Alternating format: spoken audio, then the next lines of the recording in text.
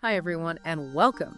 Today, we're taking a deep dive into some pretty significant shifts happening with UK immigration policy. Our mission here is really to cut through the noise, to distill what's crucial about these changes to salary requirements for work visas and also the updates to the shortage list. We want to help you get your head around what's coming next, quickly and clearly. Exactly. And it's important to see this isn't just like minor tinkering around the edges. It's a bigger strategic realignment from the government. You can see it signaled in their recent immigration white paper. The main goal seems to be addressing workforce needs, yes, but also reducing reliance on overseas recruitment and boosting the UK's own labor market. And the Migration Advisory Committee, the MAC, they're right at the center of this, leading two major reviews that will really shape things going forward. Okay, let's dig into that first big area then. The salary requirements, specifically for the skilled worker visas. Now, if you're an employer sponsoring talent, or maybe you're hoping to move to the UK for work yourself, you'll know it's not straightforward. Currently, you need to meet either a general salary threshold or a specific going rate for the job, whichever one is higher. And on top of that, there are already all these complexities baked in. Discounts for PhD holders, for new entrants. Right, and for roles that were on the immigration salary list, the ISL. Which is being phased out, yeah. That whole system is going. Exactly. Plus, you have those special provisions for routes like health and care worker, global business mobility, scale-up visas. Yeah. It really is a complex web. And what's really striking about this MOC review is just how detailed they're being. Looking at each one of those layers, their main instruction essentially is to make sure recruiting from overseas doesn't end up depressing wages for UK workers. So that's the core principle. So they're looking really closely at a few key things, like what should that general salary threshold actually be for the skilled worker route? Should we keep those different thresholds for health and care, global business mobility, scale up? And if we do, what should the new numbers look like? They're also questioning if those existing discount PhDs, new entrants, still make sense. Okay. And, crucially, are those occupation-specific going rates accurate? Do they reflect the real market? And finally, a really practical point. How often should we even be reviewing these salary levels to keep them fair and relevant? Right. So for you listening, whether you're thinking of applying for a visa or you're an employer, the big takeaway here is this isn't just fiddling around the edges. This is fundamental.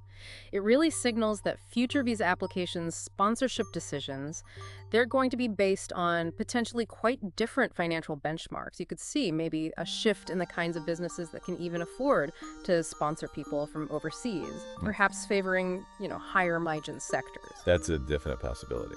Okay, now let's switch gears a bit. Let's talk about the temporary shortage list, the TSL. This is quite new, isn't it? Rolled out July 1st. And it allows certain jobs, RQF levels 3 to 5, so below degree level, to qualify for the skilled worker route, but only if they're on the expanded ISL, which now includes these roles, or they're on this interim TSL itself. Yes, and these are roles that were specifically flagged, weren't they, by the Department for Business and Trade and the Treasury? Yeah, as essential to the UK's modern industrial strategy. But the really critical thing to understand here is the temporary part of the name, temporary shortage list. These lists are explicitly designed to expire. The date is set, December 31st, 2026. Oh, okay. So definitely not a long-term fix. No, not at all. It's meant as a strategic bridge, really. So the MXE's review of this TSL is looking at several things. How well does it actually align with the bigger picture? The wider workforce strategies, developing domestic labor, and importantly, mitigating risks, specifically the risk of migrant worker exploitation, which is a known concern in some lower-skilled sectors. Always a worry there. Definitely.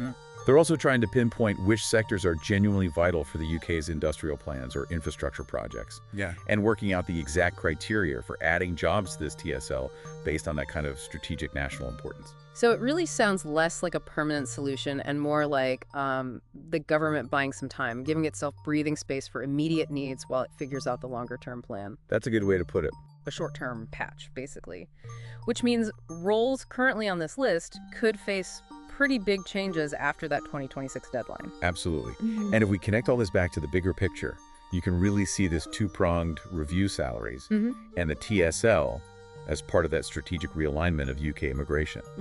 There seem to be three core drivers behind it all. First, lifting those salary thresholds, The clear aim is to make sure migration doesn't undercut UK wages, Hmm, protect the domestic market. right. Second, by setting up these permanent industry-specific reviews, they're trying to embed workforce development, domestic training, much more deeply into the whole immigration strategy itself, building capacity at home. Makes sense. Long-term thinking. Exactly. And third, that temporary shortage fix, the TSL. It allows very targeted visa access for roles crucial to industry or infrastructure goals, and this is the key bit, only as a short-term thing, to deal with immediate pressures without creating a long-term dependency on overseas labor for those roles. So for you, listening, the practical message seems pretty clear. The direction of travel is strongly towards favoring high-skilled, well-paid roles. And it really underlines the UK's commitment, or at least stated commitment, to developing its own workforce alongside bringing in talent where it's deemed absolutely necessary. It feels less about just filling any job vacancy and more about filling specific strategic gaps with high-value individuals. Precisely. Okay, so with all these changes in motion, the big question is, what happens next? What are the practical steps for people and businesses? Well, we know the MEC reports on both these areas, the salary review and the TSL review. They're expected later this year, so we need to watch out for those. We also know the immigration salary list, the ISL, is definitely being phased out. It'll be replaced by a more refined system based purely on salary. A clearer benchmark, perhaps. Hopefully. And those occupations on the temporary shortage list, they are definitely going to see changes after December 31st, 2026. What exactly depends on what the MAC recommends.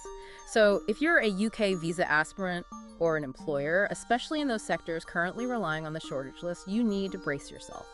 Prepare for revised sponsorship rules, probably tougher salary tests, maybe more compliance duties. Yeah, the administrative burden could increase. The bottom line really seems to be this.